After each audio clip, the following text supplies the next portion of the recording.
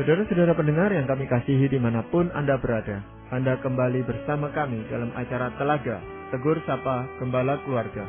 Saya Gunawan Santosa dari Lembaga Bina Keluarga Kristen akan berbincang-bincang dengan Bapak Pendeta Dr. Paul Gunadi. Beliau adalah seorang pakar dalam bidang konseling serta dosen di Seminari Alkitab Asia Tenggara, Malang.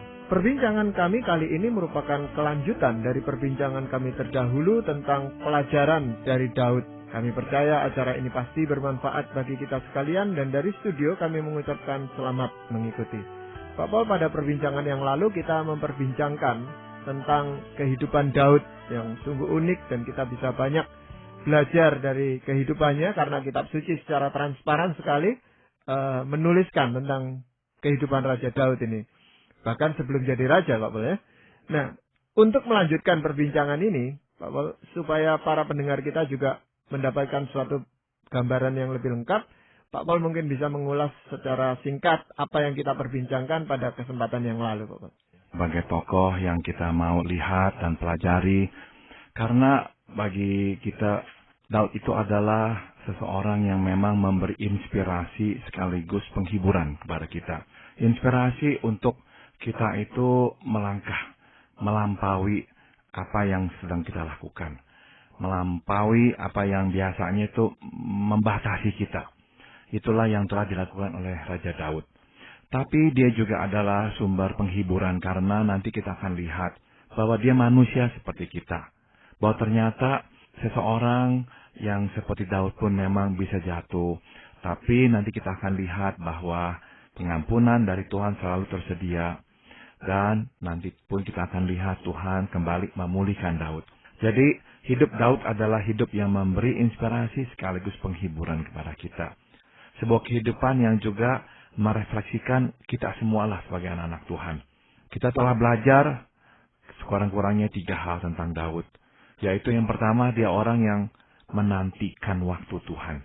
Ini kesabaran yang luar biasa meskipun dia telah diurapi untuk menjadi seorang raja. Dia nggak tergesa-gesa, dia menunggu waktu Tuhan menjadikannya dia raja. Dia juga menaruh rasa hormat yang begitu besar kepada Tuhan sehingga meskipun berkesempatan mengakhiri hidup Saul, mengakhiri penderitaannya yang dikejar-kejar oleh Saul, dia tidak melakukannya. Sebab dia menaruh hormat pada Tuhan, dia berkata dia tidak boleh membunuh Saul adalah sebagai orang yang Tuhan telah urapi. Jadi itulah sikap yang mesti kita juga kedepankan ya. Mementingkan Tuhan, melakukan hal yang berkenan kepada Tuhan, apapun kondisi yang kita alami. Dan yang terakhir adalah kita belajar tentang keberaniannya. Keberanian melawan hewan buas, keberanian melawan Goliat, keberanian yang benar-benar meresikokan nyawanya sendiri. Meskipun dia tidak harus melakukan semua itu. Keberanian yang bersumber dari sebuah iman yang kuat. Bahwa semua ada dalam tangan Tuhan. Tidak akan ada hal yang terjadi jika Tuhan tidak menghendakinya. Jadi inilah 3 pelajaran yang telah kita petik dari kehidupan Daud, Pak Gunawan. Ya, dan selanjutnya apa, Pak Paul? Yang berikut adalah dari Daud kita belajar akan cintanya yang besar pada sahabatnya Yonatan. Daud bukan hanya seseorang yang rohani ya. Hidup dalam Tuhan, beriman pada Tuhan. Tapi dia juga seorang manusia yang menghormati satu sama lain. Yang bisa membangun persahabatan dengan begitu kuat dan akrabnya. Ada orang yang rohani sekali, tapi hidup dengan manusia nggak bisa. Yang menekankan Tuhan, berbicara tentang Tuhan dan sebagainya, tapi sangat sulit sekali ya untuk bisa berhubungan dengan sesama manusia. Tidak demikian dengan Daud. Hidupnya selalu dikelilingi oleh orang. Dan orang-orang yang memang setia, bahkan berani untuk menaruhkan nyawa baginya. Ya, kita tahu itu juga dari perwira Daud yang bahkan bersedia mengambilkan air, menembus garis pertahanan musuh, mempertaruhkan nyawa mereka. Kenapa? Mereka pun mencintai Daud. Jadi kita lihat Daud memang orang yang bisa ya membangun persahabatan dengan orang. Nah, kita lihat dia bukan saja setia kepada Yonatan sewaktu Yonatan masih hidup. Dia pegang janjinya. Dia akan memelihara keturunan Yonatan. Dan itulah yang dia lakukan. Waktu Yonatan sudah mati, dia mencari tahu siapakah keturunan Yonatan. Dia mendapatkan Ishibosheth dan kemudian dia merawatnya sampai membiarkan anak Yonatan itu tuh makan duduk di mejanya di dalam kerajaannya. Jadi kita sekali lagi melihat rupanya ini nih yang membuat Daud tuh bisa bersahabat dengan orang. Dia setia, dia setia. Makanya Amsal berkata banyak orang yang mengaku-ngaku mengasihi, tapi siapakah yang setia? Nah, setia itu adalah bukti ya kasih. Setia adalah sebuah karakter yang memang mulia. Tapi Daud menunjukkan kesetiaannya bukan hanya kepada Tuhan, tapi kepada sesama. Dia nggak sembarangan melanggar janji. Apa yang dia katakan, dia tepati. Nah, ini sikap atau karakter yang mulia yang perlu kita pegang, Pak Gunawan. Betapa mudahnya kita juga akan berjanji, nggak menepati. Betapa mudahnya kita itu tuh mengumbar perkataan, saya mengasihi saudara, saya mengasihi saudara. Tapi sebetulnya nggak ada apa-apa di balik perkataan itu. Tidak demikian dengan Daud ya. Dia pegang janjinya, dia buktikan kasihnya. Ya memang persahabatan Daud dan Yonatan ini menjadi suatu teladan nyata bagi kita. Suatu contoh konkret tentang persahabatan yang sebenarnya Pak Paul. Padahal sebenarnya di antara mereka itu ada suatu jurang pemisah yang besar. Yaitu Daud dari desa, dia anak orang yang kurang mampu. Sedang Yonatan adalah anak Raja Saul sendiri, Pak Paul. Nah, kalau kita melihat di sini, sebenarnya persahabatan itu tidak terhalangi oleh hal-hal yang seperti itu, Pak Paul. Betul sekali. Jadi memang persahabatan seharusnya ya lintas kelas sosial ekonomi ya. Jadi seperti Daud dan Yonatan, ya satu dari latar belakang kurang, satu dari latar belakang berlebihan, satu orang biasa, satu orang ningrat. Tapi kok dua-duanya bisa bersahabat. Dan kita harus juga mengakui bahwa persahabatan ini memang tidak bertepuk sebelah tangan. Daud seorang yang berkarakter mulia. Demikian pula Yonatan. Meskipun ayahnya itu melarang dia bersahabat dengan Daud, dia tetap bersahabat. Dia bahkan melindungi Daud dari rancangan ayahnya untuk membunuh Daud. Makanya Saul begitu marah mengutuk-ngutuki Yonatan. Tapi nggak peduli Yonatan. Dia tahu dia melakukan hal yang benar. Bahkan Yonatan berkata bahwa dia tahu Tuhan sudah menyerahkan takhta ayahnya kepada Daud. Kita melihat sebuah jiwa yang begitu mulia. Enggak mengungkungi takhta kerajaan ayahnya. Dia putra mahkota, seharusnya dia yang menggantikan. Tapi dia begitu rela melepaskannya, memberikannya kepada sahabatnya. Sebab kenapa? Sekali lagi, dia melihat Tuhan memang sudah menetapkan Daud. Jadi ujung-ujungnya, dua-dua sahabat ini memang terpulang pada Tuhan. Dua-duanya itu tunduk pada Tuhan. Dua-duanya menaruh hormat yang sangat besar kepada Tuhan dan mengesampingkan pendapat pribadi mereka. Inilah kunci persahabatan Pak Gunawan sebetulnya. Kadang-kadang kita itu tuh nggak bisa mempertahankan persahabatan gara-gara kan perbedaan-perbedaan. Kepentingan-kepentingan kita itu bertabrakan dan sebagainya. Tapi kita melihat dalam kasus Daud dan Yonatan, meskipun dua-duanya sebetulnya dipisahkan oleh kepentingan. Daud mempunyai kepentingan menjadi raja. Yonatan juga sebetulnya punya kepentingan menjadi raja menggantikan ayahnya. Tapi dua-dua tunduk kepada Allah. Itu sebabnya walaupun Daud sudah diurapi, dia tidak mengklaim taktanya. Dia tetap menunggu waktu Tuhan. Sabar pada cara Tuhan juga untuk memberikan takhta Saul kepadanya. Di sini kita bisa melihat, atau saya kira Yonatan bisa melihat betapa mulianya karakter Daud. Daud tidak mau membalas. Daud berkesempatan membunuh Saul, tidak melakukannya. Saya kira Yonatan diingatkan lagi betapa mulianya Daud. Tapi kita bisa melihat, ya Daud kenapa enggak melakukan semua itu? Dia menaruh hormat pada Tuhan. Sama juga dengan Yonatan. Kenapa dia tidak menyingkirkan Daud yang akan mengambil taktanya? Kenapa? Sebab dia tahu Tuhan sudah menetapkan Daud. Jadi kita lihat persahabatan itu tuh akhirnya langgeng begitu kuat. Sebab dua orang ini enggak mementingkan diri. Dua-dua mementingkan Tuhan dan kehendaknya. Ya, jadi pernyataan Tuhan Yesus kepada kita bahwa kamu adalah sahabatku, itu sesuatu yang sangat besar artinya buat kita sebenarnya Pak Paul ya. Betul sekali, itu menunjukkan memang suatu kehormatan yang Tuhan berikan kepada kita. Kita bukanlah saja hamba, ya memang kita tetap hamba Tuhan, tapi kita telah dinobatkan menjadi seorang sahabat yang setara dengan Tuhan. Ya, dan itu juga menunjukkan sebuah kepercayaan yang besar. Tuhan menaruh percaya kepada kita bahwa kita itu tuh akan setia kepadanya, melakukan pekerjaan-pekerjaannya dan membela kepentingannya. Ya, masihkah ada hal lain yang kita bisa pelajari dari Daud, Bapak?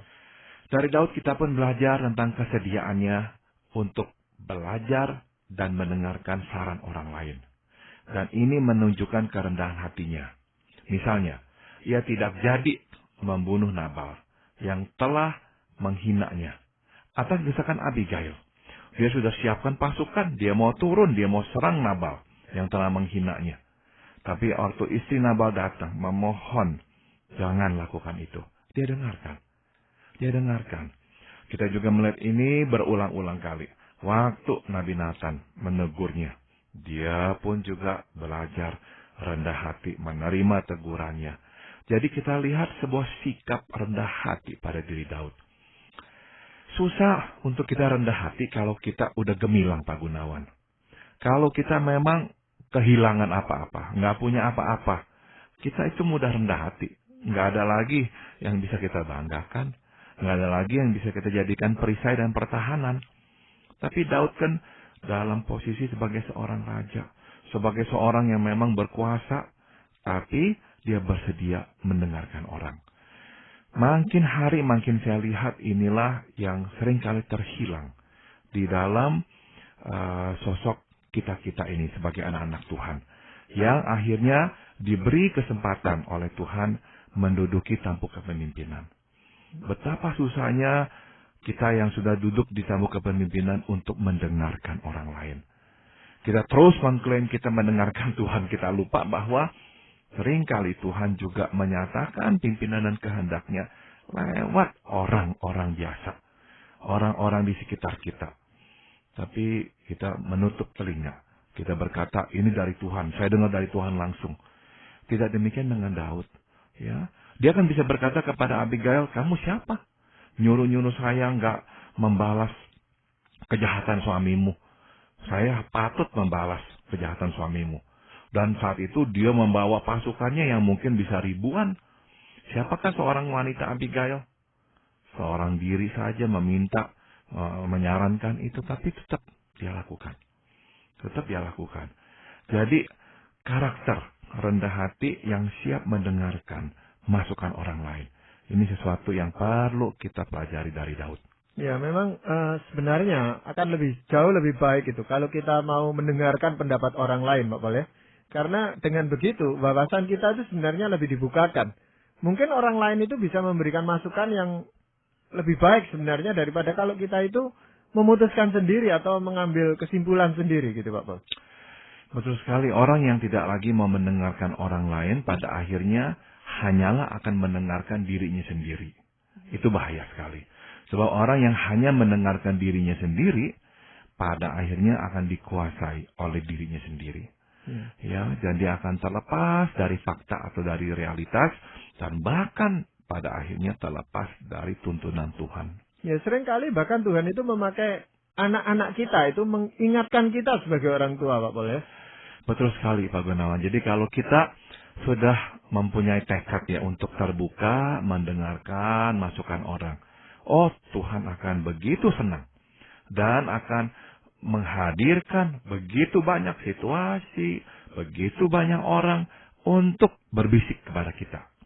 Itu sebabnya orang yang terbuka, mau mendengarkan pimpinan Tuhan dan belajar dari masukan-masukan orang, makin hari makin diperkaya, makin hari makin diberkati. Kenapa? Sebab dia makin sebetulnya dipimpin oleh Tuhan. Makin jalannya itu tuh di jalur yang Tuhan kehendaki.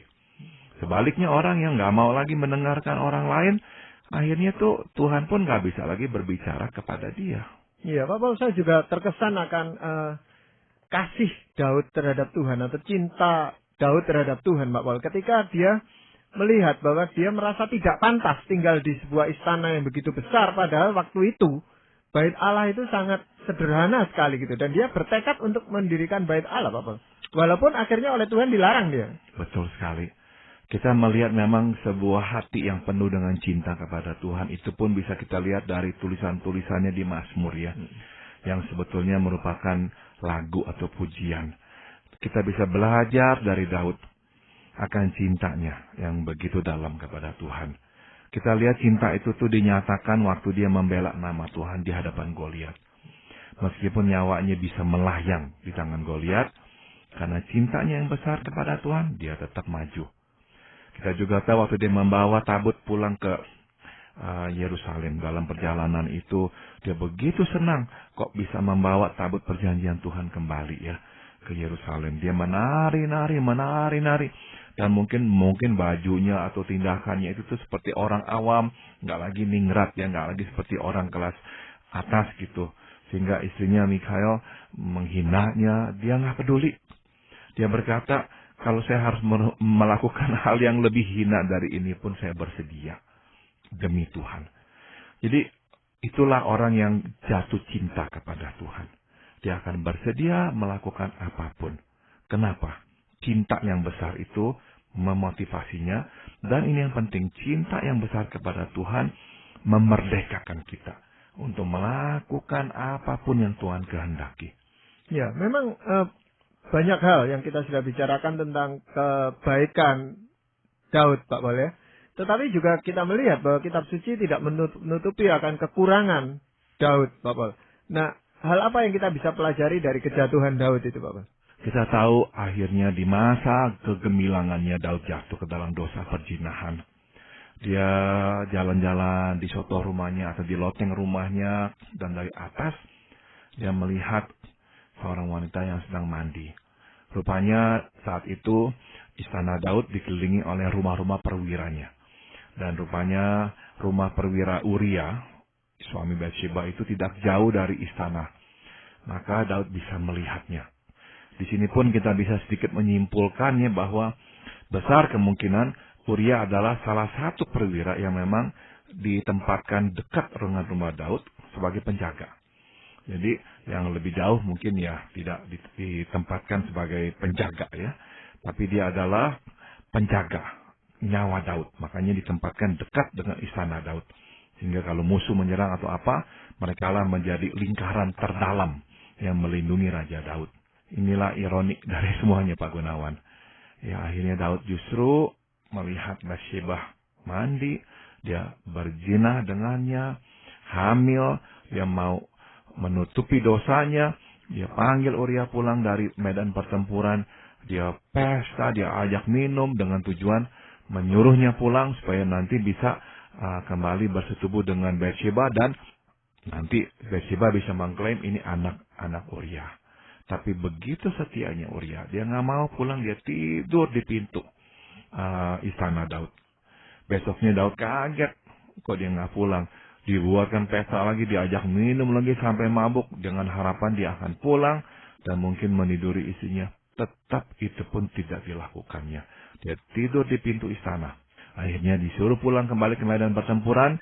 Daud menulis surat kepada Saul memintanya untuk menempatkan Daud di gugusan terdepan supaya bisa dibunuh. Dosa yang luar biasa. Bagaimanakah bisa keluar dari seorang Daud? Nggak bisa kita mengerti, Pak Gunawan. Tapi di sini kita bisa menyimpulkan, kita memang manusia berdosa. Tuhan sudah katakan itu ya, bahwa hati manusia itu tuh teramat jahat. Teramat jahat ya. Jadi kita bukan saja kehilangan kemuliaan Tuhan, tapi masuk menjadi yang terjahat. Makanya dari seorang Daud yang begitu mulia, bisa keluar hal yang begitu keji. Nah, inilah manusia. Inilah kita semua. Jangan sampai makanya kita lengah. Jangan beranggapan kita akan kuat. Saya ingat sekali perkataan dari pendeta Greg Laurie di Amerika. Dia berkata, manusia dalam kondisi terbaiknya tetap seorang berdosa.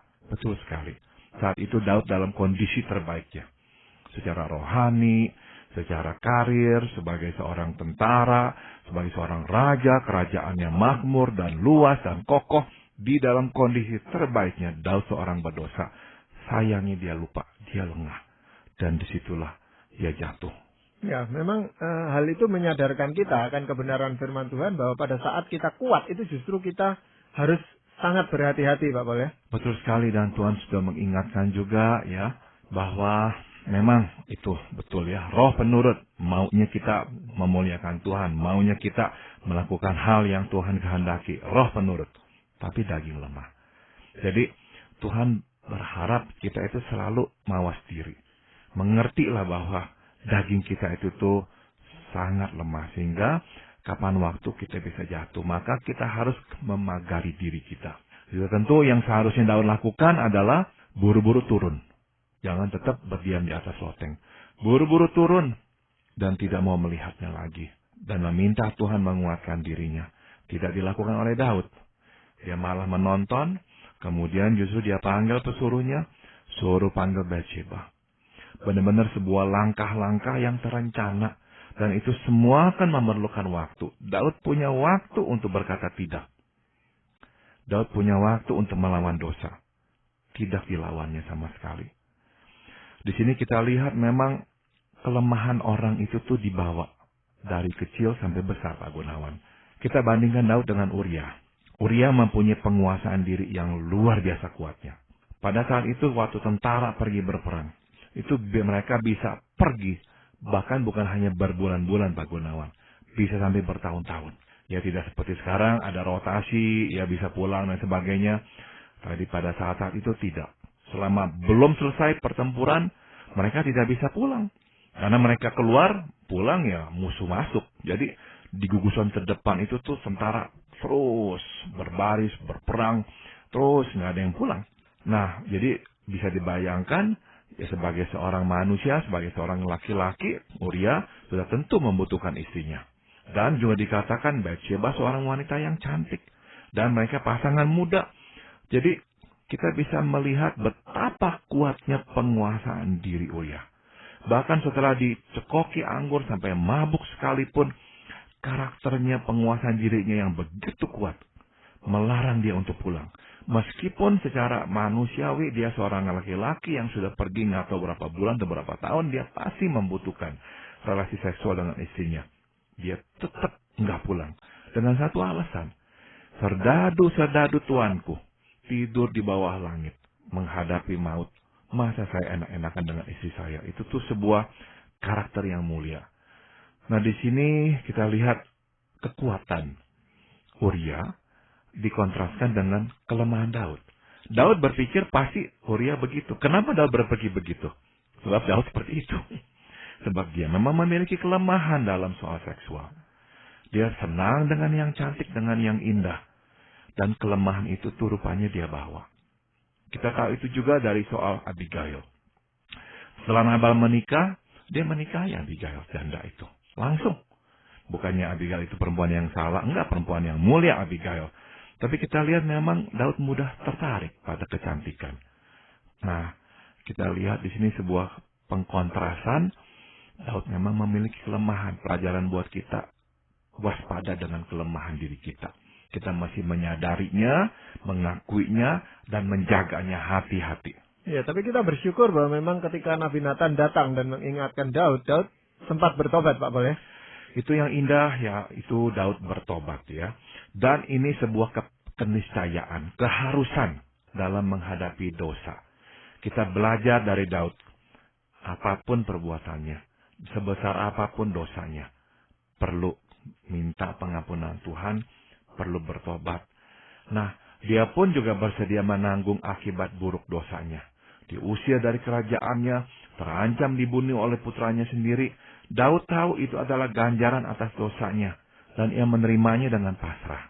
Inilah spirit Daud yang perlu kita pelajari ya. Sudah berdosa, minta ampun, bertobat. Nah inilah yang Tuhan minta dari kita. Daud tidak mengulang dosanya itu. Kita tahu sampai akhir hidupnya, Daud tidak pernah mengulang perzinahan. Tidak pernah. Dia benar-benar bertobat. Dia berubah 100% di situ. Ya, memang Nathan pun dengan bijak itu mengingatkan Daud ya Pak Pol ya. Dan Daud cukup peka dengan perkataan Nathan itu. Betul sekali. Dan Daud nggak mempertanyakan apakah ini dari Tuhan atau apa. Enggak. Kita tahu ada raja-raja Israel waktu diingatkan oleh Nabi, malahan dia mau bunuh nabinya. Banyak yang seperti begitu. Tidak dengan Daud ya. Dia tahu Nathan hamba Tuhan, Dia percaya ini adalah titipan Tuhan dan dia tahu Tuhan sudah menegurnya. Maka dia langsung bertobat. Maka pelajaran buat kita, jangan keraskan hati. Kadang-kadang inilah yang menjadi penghalang kita datang kepada Tuhan. Mengeraskan hati. Nggak mau mengakui. Nggak mau minta belas kasihan Tuhan. Nggak mau minta Tuhan kembali ya merajut hidup kita. Nggak mau. Kita mau urus sendiri dengan cara kita. Oh jangan. Jangan ya. Daud maju ke hadapan Tuhan. Mengakui kehancurannya. Memohon belas kasihan Tuhan untuk kembali ya. Menyentuhnya dan memulihkannya. Dan itu yang Tuhan lakukan. Ya, dan dari situ kita bisa belajar Pak Paul bahwa Tuhan itu selalu memberikan kesempatan kepada kita untuk menyesali dosa dan bertobat gitu Pak Paul. Betul sekali Pak Gunawan.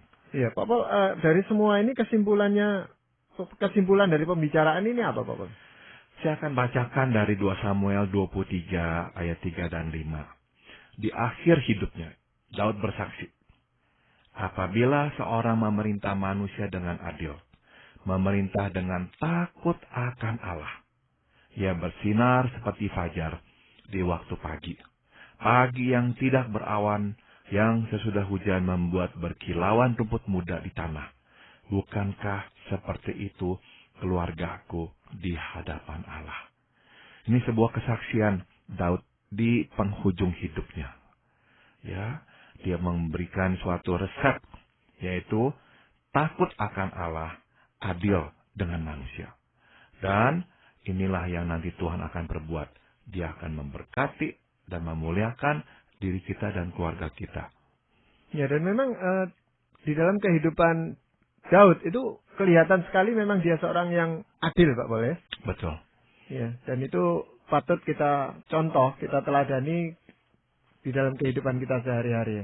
Betul. Ya, terima kasih Pak Paul untuk perbincangan kali ini, dan para pendengar sekalian, kami juga mengucapkan banyak terima kasih. Anda telah mengikuti perbincangan kami dengan Bapak Pendeta Dr. Paul Gunadi dalam acara Telaga, Tegur Sapa Gembala Keluarga.